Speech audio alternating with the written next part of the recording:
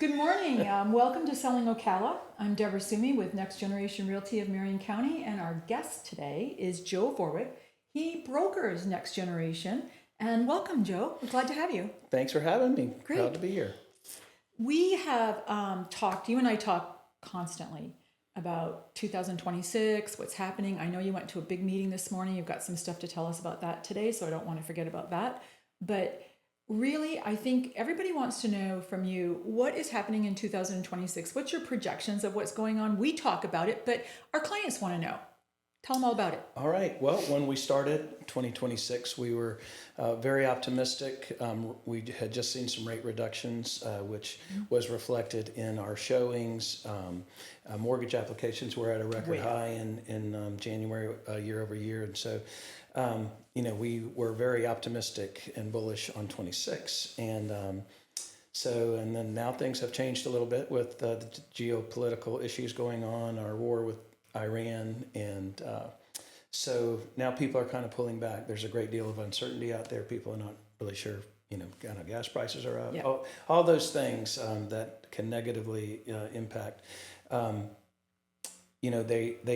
There was talk about having another rate reduction, but now with gas prices going and oil prices going up, that they put that on hold again. Didn't rates go up? They just went up, didn't they?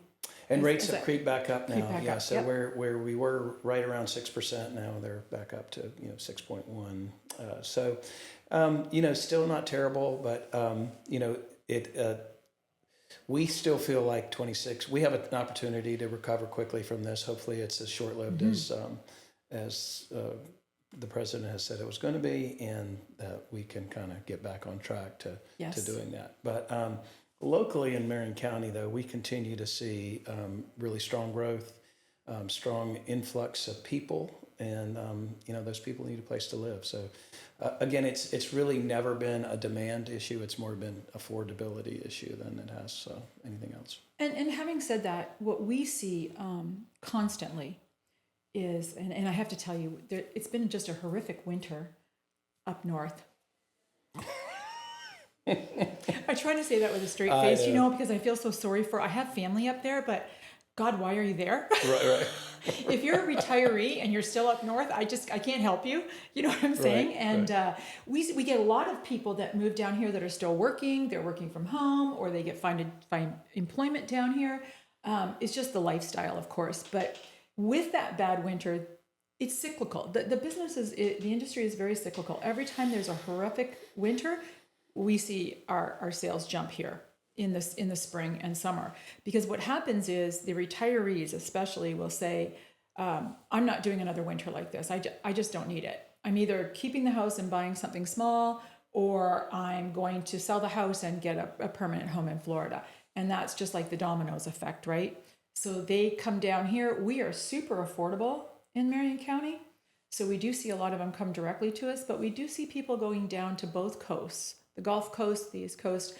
And then we have a great amount of people down south that have said, I'm older, I'm tired of worrying about hurricanes or flood insurance or whatever the costs are, and I'm going to come up to Ocala where it's affordable. And we get a lot of that as well. Yeah. And what happens up north is, that first-time buyer wants to buy a house, the move-up buyer wants to buy the retiree's house, and the retiree wants to come down to us. So we're still expecting the terrible, terrible winter is still going to give us a good amount of that. I would agree. Yeah. I think that's going to... anything else that you think is going to affect us? You brought up the hurricane issue. That is really what Ocala is so well positioned, because while we are only 45 miles from the West Coast and, an hour away from the East Coast, we, by the time a storm gets here, it's rarely the same issues that the coastal people are dealing with. We rarely have any flooding. We will have trees down and those kind of things, but it's really just a much safer place during those storms. So that really is appealing to many people not the people who are transplanting from up north, but from transplanting from the coast areas. Yes. So. And even the northern people, they don't want to get into that. So when they're coming down, a lot of times when they come to this central area and to the Marion County area, a lot of times that decision was made that they don't want to venture out into those other issues. So they choose us right away. And that's fantastic. Right. People, common question, are we in a flood zone? Are we going to get these floods from these storms and everything? And I have a term that I use all the time. I tell everyone, Ocala is 86 feet above sea level. I've not seen water run uphill lately. So we're pretty good in Ocala as far as that goes. Right. So our insurance rates, they reflect that. Right. What you pay on insurance down in Fort Myers, down in Fort Lauderdale, compared to what you would pay in Ocala is just a world of difference. And to anyone, to the young couple that is having their family, or to the retirees that are living on a fixed income, it all comes into play. Right. And cost of living follows that. Yeah, and we're seeing that reflected in the commercial market as well. Are you? We have a lot of businesses who are relocating here for that same reason, that it's centrally located. Two, it's a relatively affordable labor market. Yes. And you have lower risk from storms and those kind of things too. And we've seen that over the last several years. If you go up I-75 north, we have so many places that have relocated a lot of their warehouses and that. Talk about that for us a little bit, because that's been huge for Ocala. Yeah, so Ocala has just done a really great job since about 2012 to really become this distribution hub, and we have the likes of Amazon and Chewy's and Advanced Auto Parts, and all these people that are coming, and they're continuing to grow. Amazon now has about 2.5 million square feet of distribution centers here in Marion County. An interesting statistic to go along with that is about 35% of our workforce is commuting in from surrounding counties. Wow. So that should play well into our real estate market too, because I think at some point that gets sold commuting. So we have, everybody's still building houses as fast as they can and selling them. Which I've had on a couple of other podcasts that we've done. The new builds, they wouldn't be building new homes if we had enough resales for the market. So they're still building new, and there's tons of builders here. I mean, not just one or two. There are so many builders in this area. You've got the large builders, the Lennar, the D.R. Hortons, the Pulte Homes, which has the Del Webb division, the Pulte and the Centex division. So that's a huge player there. D.R. Horton's a huge player for us. Lennar is pretty good as well. But then you have the smaller ones, the ones that are building maybe 20 houses a year. They go out and they buy a little area of land and they put all their houses in there, or they go to the big subdivisions and they buy lots, right, and they put them in. So that if they're there building, then we actually don't have enough housing. They wouldn't be building if we did. Right. So I think that plays into interest rates as well. Don't they buy down interest rates for our buyers? A lot of the builders will offer lower interest rates. You want to talk about that for a minute? Yeah. So, it's, when you're selling a resale, first of all, I think that there's been where the house, the cost of a new home has now kind of equalized to that of a resale. So that puts a little bit more pressure on the resale market, because if you can have new versus a used, I think most people have new, depending on the subdivision location, et cetera. But all things being equal, if you got two, $400,000 homes, and you've got a resale where you've got to go get a 6% interest rate, or you can buy one from D.R. Horton and you can get a 3.9% interest rate. Makes a difference. Makes a big difference. It gives them more buying power. Sure. So that buyer that, if you have that $500,000 or $400,000 house, that at 3.9, they can buy more home, or they can just have a lower payment and hopefully put money away for their kids' college education or whatever. Right. But I mean, literally, their buying power gets much larger at that. But now another change, and we don't have Rob Ziebart here, he's coming in the next couple of weeks to talk about mortgages and financing homes. But one of the things that we just had, one of our first ones, an assumable mortgage. We sold one yesterday on an assumable mortgage, and those are becoming really big. And I think that's going to become bigger and bigger, because as someone this person happens to have a 2.9% assumable mortgage. Wow.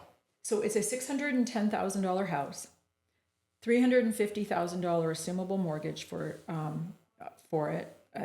that's unbelievable. Right.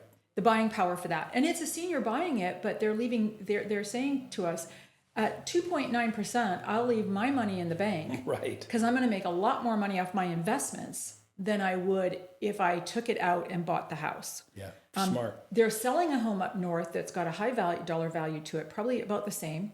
And they're taking their money out of that and putting it in investments, and they're going to take on the assumable mortgage, because for 2.9%, it's a no-brainer to make that decision. Yeah.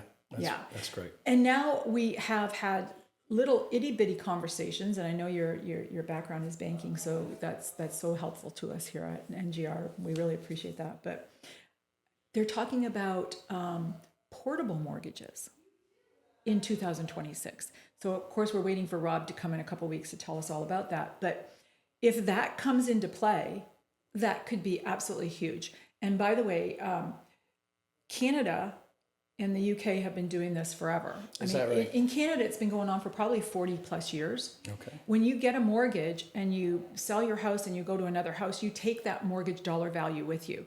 So if your house is larger and you need a larger mortgage, then you take on a second mortgage. But it's been going on there forever. And I think it's wonderful, because when you bought that house, say 5 years ago, and the mortgage rates were 3.2, and you can take that with you to the next house. Fantastic. What power is that? Right. That's Yeah, great. so we're seeing a lot of that talk coming in, and I certainly hope that the mortgage business gets into that. I hope that who is ever sitting up in the leadership position of this country is pushing that right now, and I hope that continues, because I think it's going to be a great power for our buyers and Absolutely. sellers as well.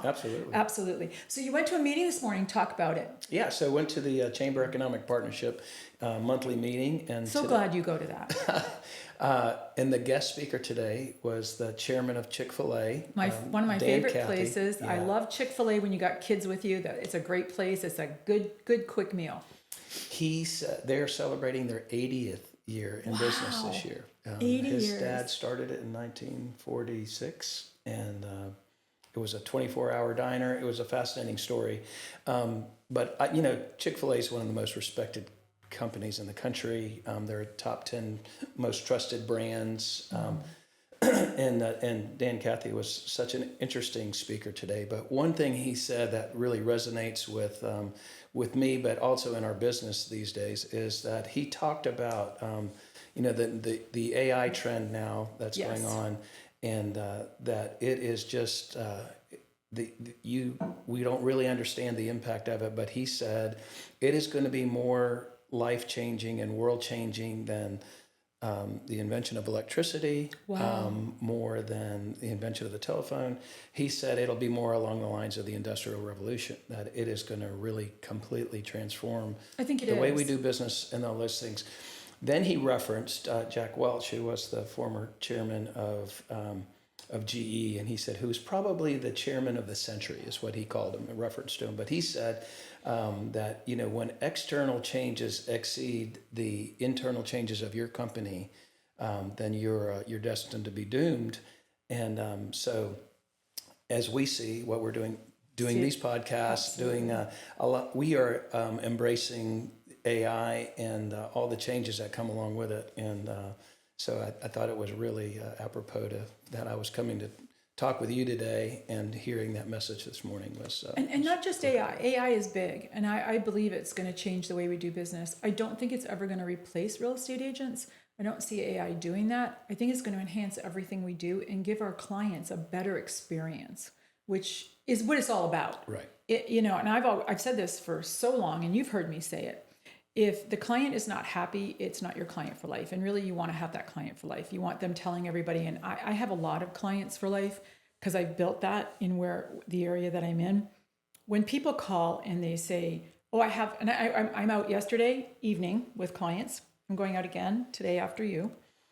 And it's a client of mine's niece and her husband.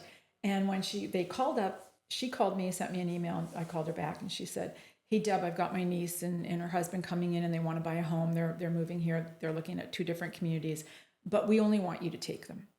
And I said, "Well, of course I'll take them. And they said, well, don't give them to anybody else. They want you. So when I called her niece, and her niece says, well, my aunt said I have to go with you. You're the right person. And I said, well, that's lovely that she would say that. I'm probably not the rock star that she thinks I am, but hey, I'll be happy to be with awesome. you. So when you get that, and when you have that repeat business, I have people I've sold 5 homes to already. It's their trust. They trust you. So I think there's a lot of that AI cannot replace that trust. Right. But I think that it'll enhance the experience for our people. I don't know about you, but my phone, there's so many changes going on in the industry. So about a month ago, my phone started asking people for their name and what they were calling about. My cell phone did this. I didn't set it up. I have no idea. Listen, I'm not a techie. So there's a lot of people, there's a lot of young folks in this building, and they're really great techies for me. But suddenly it tells me that there's a phone call and they're getting their name and what they're calling about. And I have no idea what that is. So the technology is changing on our day-to-day stuff, like just on our phone. Sure. It's changing. Yeah. And I think we have to stay up with that. All of our websites, all of our technology that we use on computers, it's all changing. For the better, yes.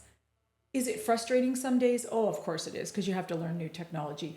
But I think that there's so much coming at us that if the brokerages that don't stay up on that are going to be left behind. Yeah. We call ourselves a boutique brokerage because we're not national. We don't want to be. We want to be, our hub is right here in Ocala. This is where we specialize, and this is what we want to do. And I think even those little boutique brokerages have to invest the money, and they have to be on top of what's changing. Absolutely. And I think that's just an investment that we make in our people. Right. Because we have to provide them with that. Right. So what else do you see changing for us? Anything new coming? Well, I think you hit it right on the head when you said it's going to enhance the experience. I can remember when the first time a virtual tour came out, right? Which was, They it was were a little bad, cheesy. Joe. They were bad. It was cheesy at first, but it's just gotten better and better, right? But now people can almost look at a house without looking at a house. I mean, by the time they come and look at it, they have seen most of it. Come and and I know look there at is it. no substitute for being physically there, but But wait a minute, come and look at it. You don't need, the virtual tours are so good. We at NGR hired our creative director. You know that. Right.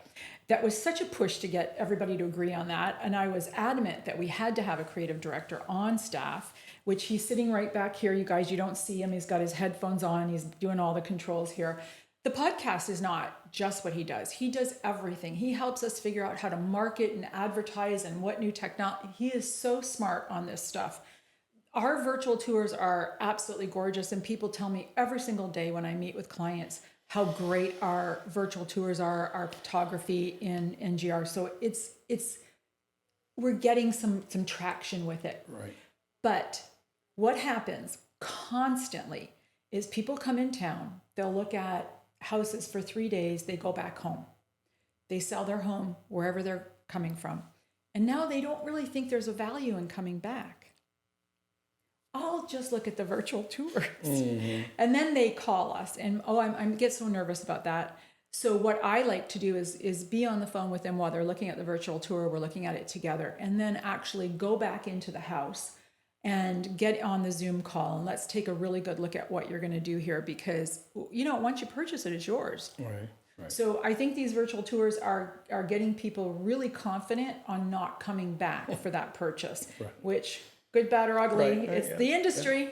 It's Yeah. happening. Yeah. I think that there's so much change coming, Joe. I'm really hard to keep up with it. It is. It is. And there is so much change. It's hard to keep up with all of it. And sometimes you have to pick and choose what's most important to, what you think your business model is. So We here are so interested in offering our agents something different. And I read some articles recently that, agents used to walk in and ask you, what's the split? How much do I keep? How much do you get from each sale? Because that's how you pay for the business. Right. I don't hear that as much. And I don't see people focused on that as much. Agents are focused on, what can you teach me? How can you help me become the expert in my area? I want to be you. I hear that all the time. I want to be the Deborah of the East Side or whatever. And what are you offering us as far as technology and support? And when we go over all the things that we're doing at NGR, they're really impressed with that. So bringing in great agents brings great experiences to your clients. And they're actually sitting down with us now when we come in to talk to them about how we're going to get their home sold for them. Or if a buyer comes in and meets with us at the office, all the technology that we have to show them homes and how we do things, they're looking for that better experience as well. They're looking for that expertise that you bring to the table, and not just, oh, I'm going to put your house on the MLS and it'll go out on Zillow and Realtor.com and all the other websites. That's not what they're looking for, because every house does that. Right. What's going to be special about mine? And the buyer, what's going to be special about me? So we try to provide that service to our agents so our agents can provide that to their clients. So big difference, eh? Absolutely. And I do feel like we have by far the best value proposition out there. When you look at, what we give and what we provide, and the whole experience and the culture that we have, it doesn't matter where you go, you're always going to have to pay your broker something. But I think the question you have to ask yourself is, what do I get for my money? So that's right. What's the value to it? Yeah. And it's funny because I remember working for another agency before I joined with you guys. And then we went to NGR. But I would have never seen the owner to that brokerage ever. And if I saw the manager, it was like Christmas. So here at NGR, people come walking down the hall and my door is open, and as the owner of NGR, or the primary owner of NGR, they don't expect to see that. They don't expect to call me at 8:00 at night like Joe did and say, I got a problem. Joe Mazurki's, I got a problem. What do I do? It was a weekend. It was late at night. And I said, okay, well, let's talk about it. Let's get it fixed. They don't get that at other brokerages. Right. So right. I think they're a little bit taken back by it at first. But then, like, if they walk into the East office, they have you there. They have Lorianne if they want to talk to a manager that's going to help them. I just think that they're not used to that accessibility. Yeah. Do you see that at all? Absolutely. I think it's value play. Yeah, and I think, I think that is really one of the primary things that distinguishes us from other brokerages is that you can call the broker anytime you want to. You can meet with some of the most seasoned agents you've ever seen, and historically, right or wrong, just the fact is that the people that are really good at this business typically aren't going to share their success and their methods and all that, and that's what we do. That's different, and so we do, because someday we're going to retire. Right, and well, you want to maintain a level of quality service, and that's the only way to do it is to make those people as good as you are. I think it's our job to invest in them. I think that's what we have. That's the best thing that we can give people. It is. It's a legacy that we're going to leave, and if that continues to grow over time, and people someday say, "Do you remember the Joes of the world or the Deborahs of the world? Do you remember when they were here long? I remember. I met them. That'll be somebody who'll be really old at that time, right? Will be gone. Right. But I think that it does add to the industry, is to have that legacy and to have that we're continuing on with generations. Right. And I think it's going to make a difference to our clients. I agree. Well, we appreciate you being here today. Love it. We'll have you back again so you can talk again to us, because you've got a wealth of information. And listen, anytime you want to come and say hello to us at Selling Ocala, we'd love to have you. Okay. Thanks for having me. All right, everyone. It's been great to have you here. We'll see you at our next podcast. Have a great day.